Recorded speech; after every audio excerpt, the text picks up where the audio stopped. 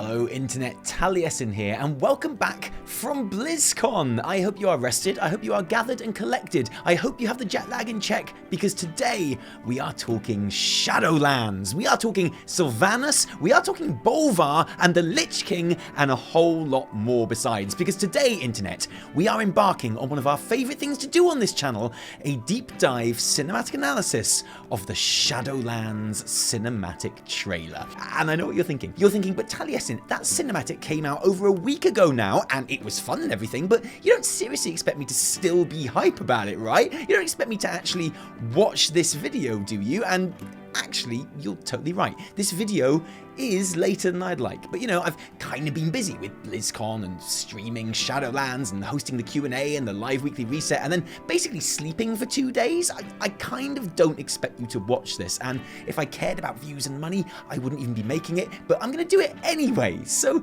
if somehow you haven't seen this cinematic, please bear in mind that this is gonna be a terrible way of watching it, okay? We are gonna be stopping and starting and going back and forward, talking all over the top of it, and generally just geeking out over another awesome piece of work as we really try and get to the bottom of all the references, nuances, and hidden meanings, and then we're gonna have a little chat at the end about what it all means. So join us for a special Taliesin Talks Shadowlands cinematic analysis as we ask, how much more powerful can Sylvanas become? What happens next for Bolvar and the Scourge? And what do we need to know about our new best shadowy friend, the Jailer, okay? Go, go, go, go, go, go, go, go.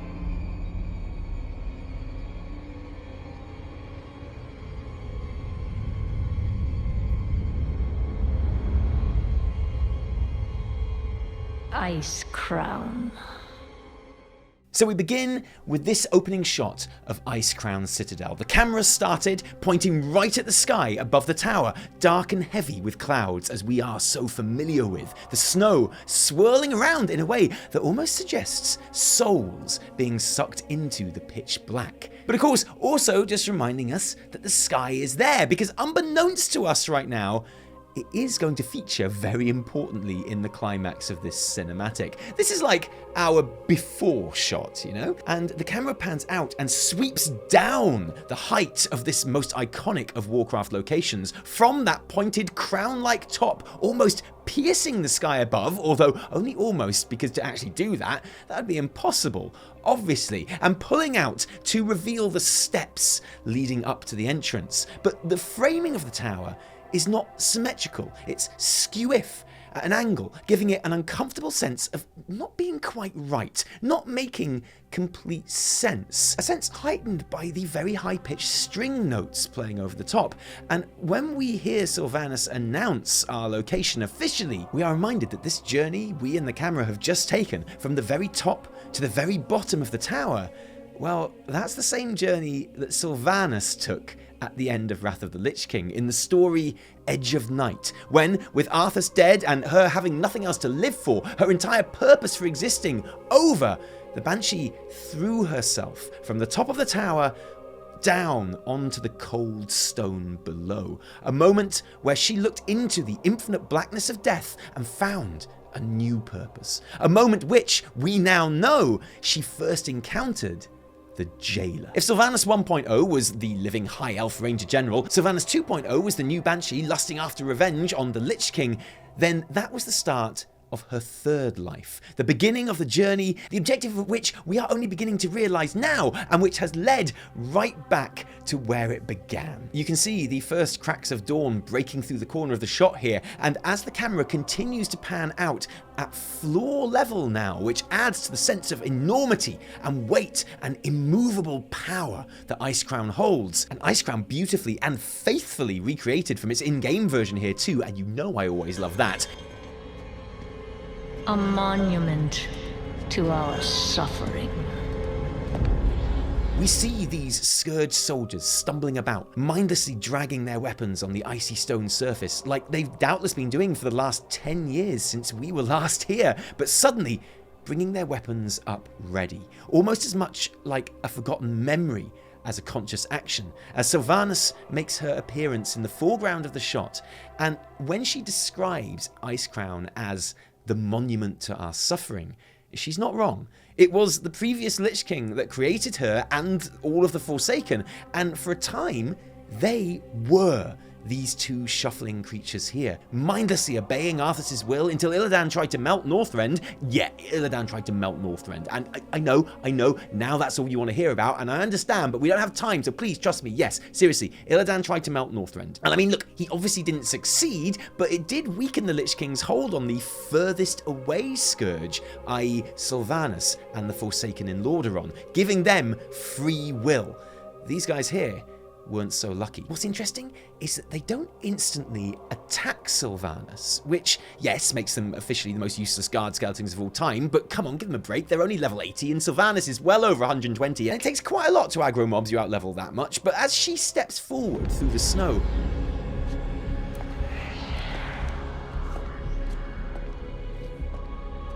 her footsteps leave plumes of that shadowy, literally whispering black smoke that we remember from the last Sourfang cinematic. This mysterious power swirling around her fist moments before she laid the smackdown on another famous old lore character. And we established from Jaina and Thalysra's in-game dialogue lines after that fight that no one is quite certain exactly what this power Sylvanas now wields is.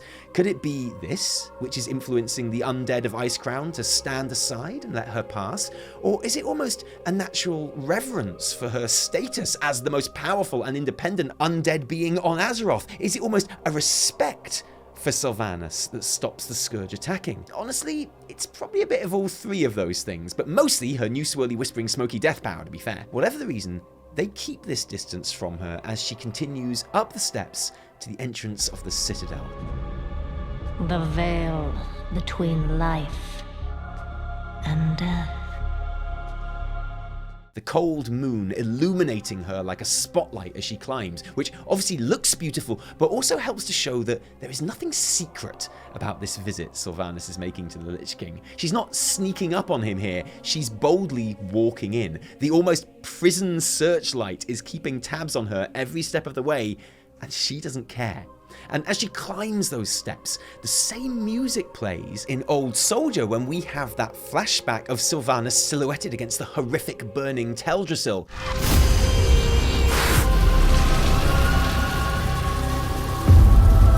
There is no honor in this. It's a sign that she's about to get serious, basically. Until she gets to the entrance and passes through to where your common Scourge dare not follow, Icecrown itself. And as Sylvanas herself says, the veil between life and death, something we've known explicitly since the Horde Vol'jin questlines in BFA. Where a usurper sits on a frozen throne. Now, the word usurper is an interesting choice. For me, it shows that Sylvanas still sees Arthas as the real Lich King. The Lich King it was worth caring about, worth fighting against, and implies that she sees Bolvar as being somehow inferior, even though objectively a better person. And when she makes a direct Arthas reference by saying, But no king rules forever.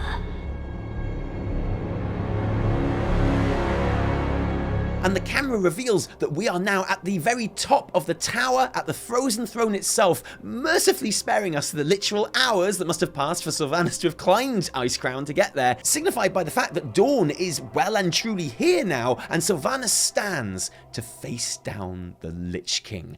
Something she never got to do with her real nemesis, Arthas, and his assembled forces. And it's at this stage, this shot right here, that I begin to think, oh man, I really wish that I'd never seen that leaked Bolvar image from BlizzCon a couple of days in advance. Like, whatever dickhead hacked the Blizz printer and released that image from the physical merch catalogue, screw you, dude. What a dick move, seriously. Because I love this cinematic, okay? I think it's really good.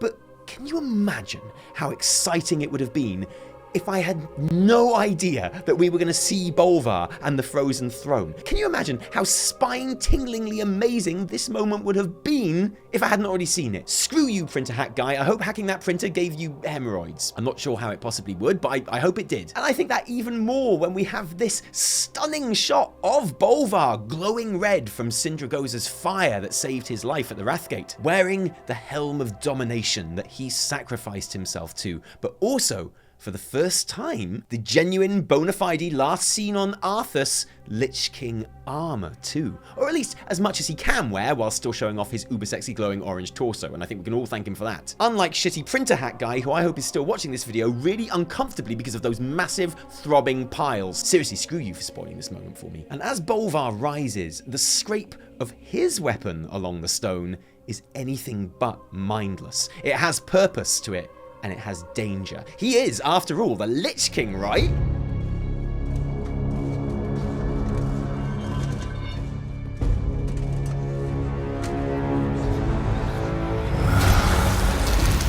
As he growls and his eyes turn blue, followed by this amazing sequence where the Lich King's blue fire spreads across his whole body, extinguishing Sindragosa's flame, it's like Bolvar is having a bit of a Hulk moment. Like, this whole time, he's been kind of keeping the true power of the Lich King at bay, retaining a piece of himself. But faced with Sylvanas, faced with the first true test of his strength, he allows the true might, housed within the helm and the armor, to take over. Bolvar is now a fully fledged, fully operational Lich King, and he's got an awesome hammer, oh yeah. And as the shuffling Scourge, such a fearsome looking enemy at the end of that iconic Wrath cinematic a decade ago, move as one towards Sylvanas, and the camera swings around to her face in close-up, the scar through her right eye that Saurfang left her, lit by the now breaking dawn, because, oh yeah, don't know if you know, but it's also the dawn of a new expansion here. She smiles, just like she did before charging at the Alliance in the Battle of Lordaeron. Partly because, you know, she loves a fight, of course, but also because just like that was all part of her plan, so is this. And I love how the transition of coming out of the Blizzard Presents title shows us Sylvanas instantly dispatching the last of that massive Scourge army that were coming at her seconds before.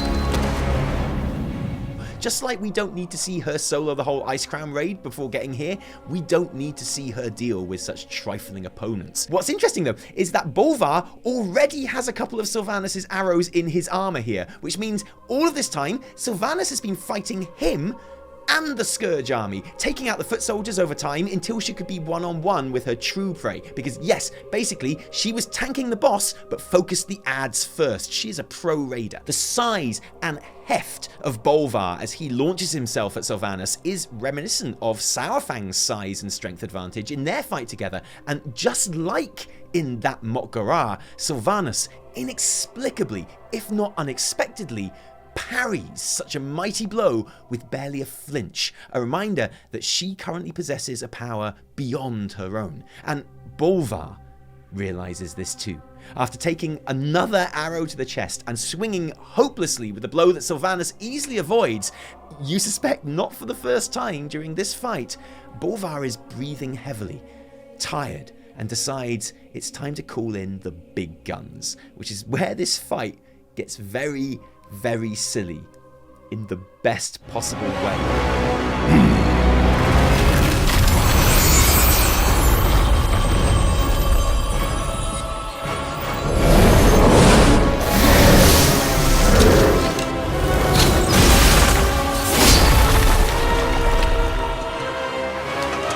Bolvar launching huge slabs of Saronite, the petrified blood of the old god Yogg-Saron, which Icecrown Citadel is built from, at her, which Sylvanas literally splits in half with her arrow. And you know what? That's really cool for two reasons. Partly because it's like Robin Hood if Robin Hood was an anime goth girl, but also because it shows just how strong Bolvar is. These arrows can split a huge slab of rock in two.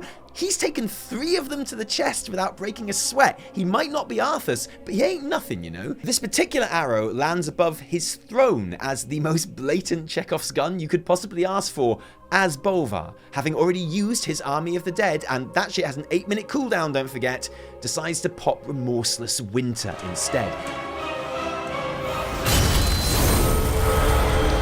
And disappears into a howling blizzard. And this is clever. from whoever wrote this cinematic, because this isn't just a cool looking thing that Bolvar's doing here, although it is. In taking ownership of the space that they're fighting in by obscuring it from Sylvanas, Blizzard is reminding us that this is still Bolvar's home turf that this fight is happening on here. He has the advantage of familiarity, and as the ice and sleet swirls around Sylvanas, the music track fades out, and the only sound is the wind whistling about us.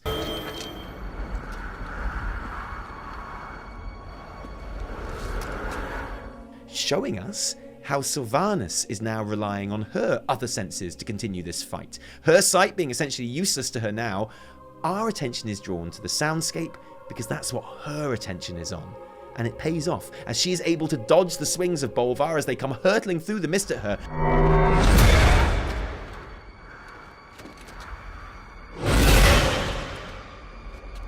Which is reminiscent of a number of different cinematic fight scenes that I can think of, but the one that came to mind the first time I was watching was Gangs of New York, where the Butcher appears through the cannon smoke to take chunks out of Leonardo DiCaprio. And Sylvanas' dodges aren't effortless. She swivels around to get her footing quite desperately at one point and allows herself another smile, enjoying the game, just in time for another slab of rock to come hurtling through the blizzard straight at her and carrying her off through the wall of sleet out of view. And as Bolvar re-enters the shot and swipes away the mist with his hand, I'm sure this wasn't intended, but it's always bound to remind me of the fight between Kaneda and Tetsuo in Akira. Every time I watch this, I expect to see Kaneda standing there with a laser cannon about to land a shot on Bolvar, but instead, we see the crumpled debris of the Saronite.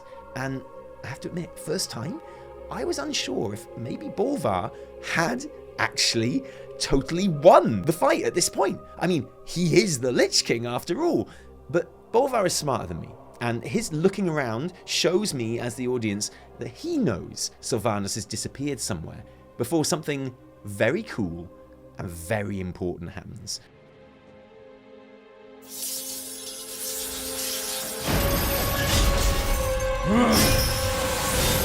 Those arrows that Sylvanas has been firing off at Bolvar start to sprout chains from them. And they're chains like those hilarious joke birthday candles that you blow out but then they keep relighting. Bolvar can break the chains, but they keep reforming. And okay, the thing is, with no context, this is kind of stupid. Like, seriously, we get that Sylvanas is using an unknown power to be super strong and solo raid bosses, okay? I can totally buy that. But this chain thing, this is totally new and very convenient and seemingly comes out of nowhere, and yeah, I can kind of understand some people being frustrated with the lack of explanation of her new powers at this point. Or at least at that point. Because of course, those chains have been explained rather beautifully ever since the Shadowlands features trailer, which showed us the power behind Sylvanas all this time, the Jailer. And those chains suddenly look very familiar, don't they? Suddenly, this is actually a very fitting power for Sylvanas to have, even if the first time through this was a bit of a WTF moment. And then there's her cool, disappeary, banshee death smoke stuff, which she seems to use more and more these days.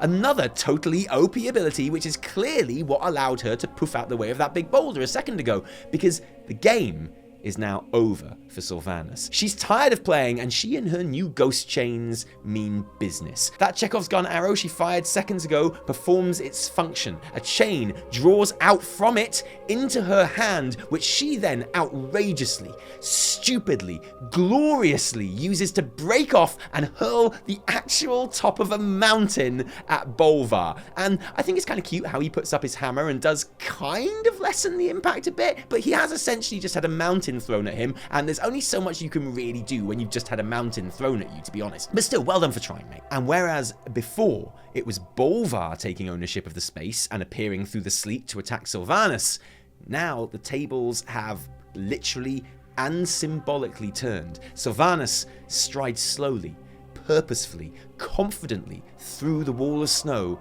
towards Bolvar. She has taken control of the space, and this is her turf now. He is at her mercy as she pulls yet another new trick out of her big bag of tricky powers, and these tendrils of purple energy writhe out from her hand, enveloping Bolvar's head, worming their way in between his face and the Helm of Domination to break his bonds to the power of the Lich King. And Sylvanas is in full-on god mode here. She's gone from parrying huge hammer blows to stopping them with a simple raising of her finger as she twists her wrist round as if she were cracking a safe, which she kind of is, cracking the lock of the helm to remove it from her defeated foe, as the jailer's chains quite literally bring Bolvar Fordragon, the Lich King, to his knees.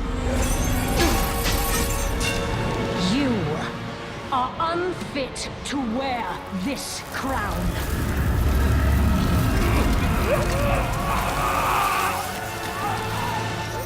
I love the way that as she drags the helm from his head, we see the power of the Lich King physically leave Bolvar, that blue fire fading away to be replaced by his natural orange glow once again.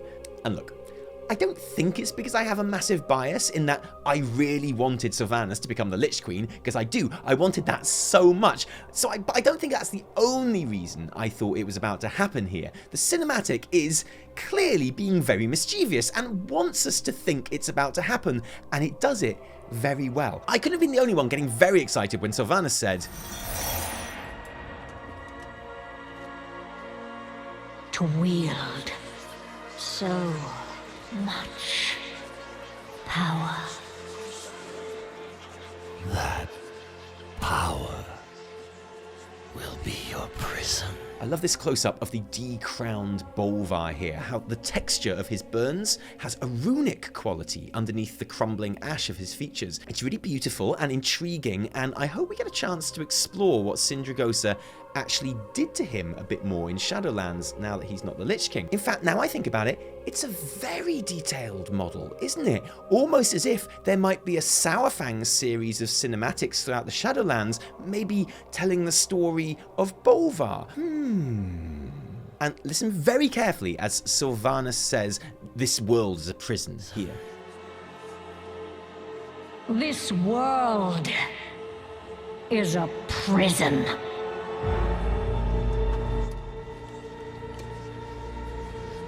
Can you hear it? The same note you hear at the beginning of the BFA cinematic when she says, Ours is a cycle of hatred. because this is all part of the same plan, the same endgame, the cycle of hatred, forgetting what makes us strong, escaping this prison. And yes, then the total bait of her raising the crown to her head.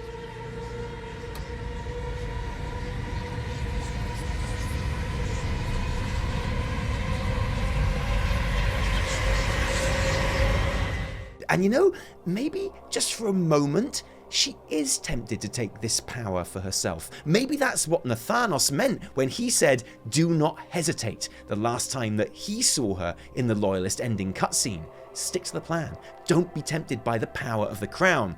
But Sylvanas is clearly steadfast in her aims here and has those whispers that accompany her power, which, you know, now you must think maybe are coming from the jailer himself to remind her too and keep her on track. And she uses the full force of that new power to break the helm in two, letting loose her, don't forget, true Banshee form as the Helm of Domination, the source of the Lich King's power, the force that keeps the restless scourge multitudes in check, shatters in two, and the tether between life and death is broken. And okay, if I was disappointed that I didn't get my Lich Queen, then this is how you get me right back on board. Because how do you portray reality breaking like this?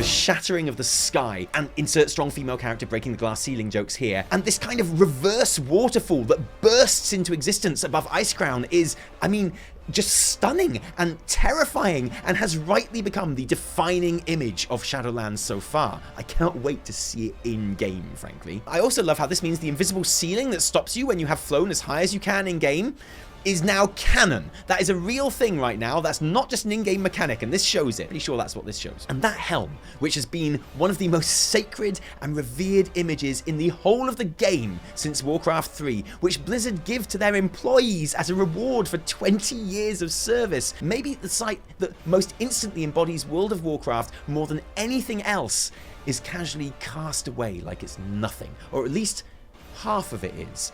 No ceremony, nothing but a smouldering shell, because in this instant, the rules have completely changed. Quite literally been turned upside down, in fact, as we have just enough time to take in Bolvar's look of confusion and horror, as well he might, because let's be honest, he had one job as we follow his eyeline to take in this tear, this cataclysm in all of its otherworldly glory.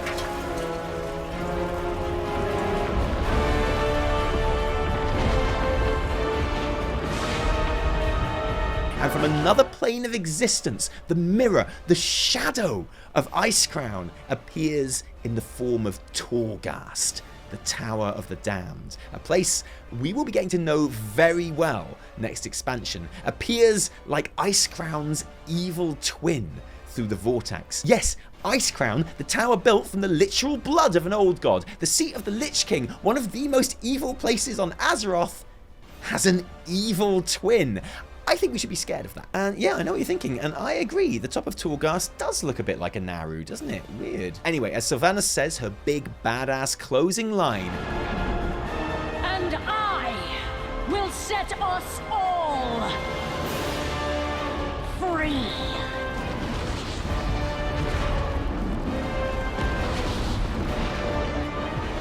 it's unclear who the us she's referring to actually is. Does she mean us as in the people of Azeroth? Or does she mean us as in her fellow dead? Is she going to set those who we now know are trapped in the Maw free? And I love how crazy the music is going here, like, oh shit, this is bad, oh shit, what's she done? But this is my favourite shot.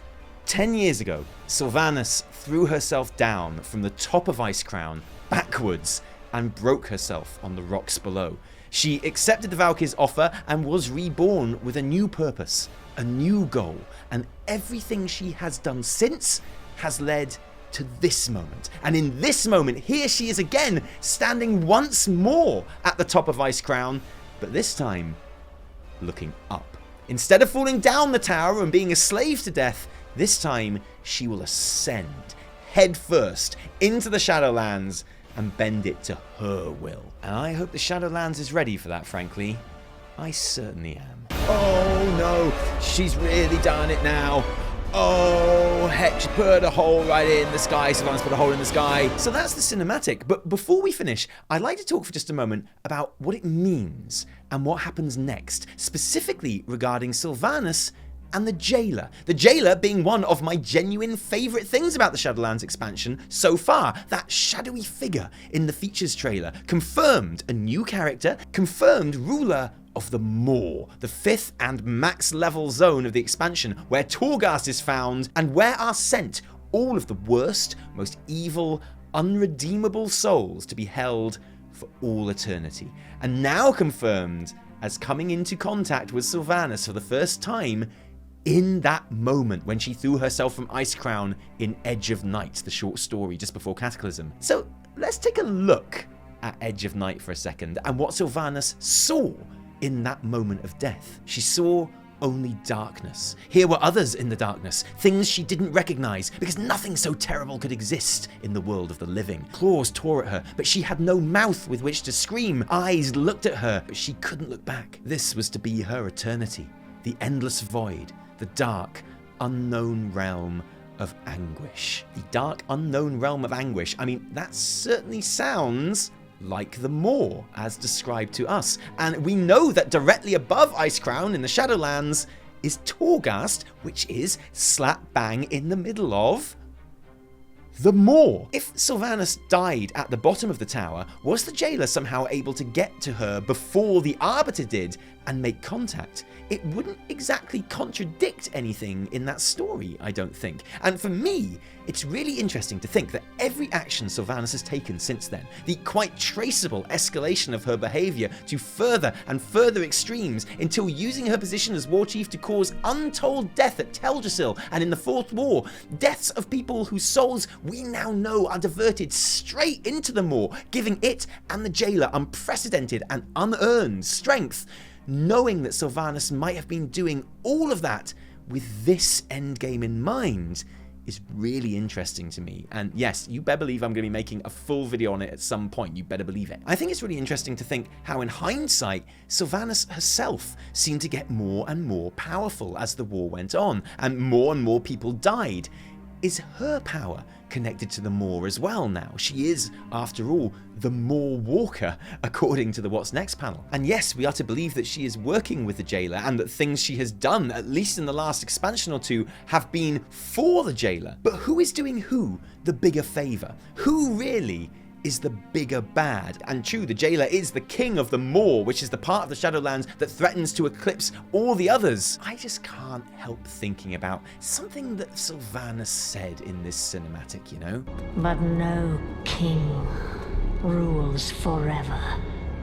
What do you think, guys? Do you buy that Sylvanas and the jailer could have been in league since the Cataclysm, or is this just one big stinking retconned mess? Did the Shadowlands cinematic set the scene for an awesome new expansion, or did it raise more questions than it answered? What's going to happen to Bolvar now? He's not Lich King, so he can totally go and live in a cottage in Kultiras with his daughter Kalia and be totally chill forever, right? Yeah, I'm sure that's exactly what's going to happen. That is a lovely new model. It'd be a shame not to see it again, wouldn't it? And exactly how much power does the jailer have over Sylvanas, and how much power does Sylvanas have over him? I would love to hear your opinions on this one, so let us know in the comments below, and thanks for joining us today. If you like this video, don't thank us, thank our patrons who give their actual real life money to make all of our work happen. Honestly guys, as you know, without you there really would be a whole lot less Taliesin and Evitel, so thank you. If you didn't like it, downvote the shit out of it. Remember, my name is Laurentium.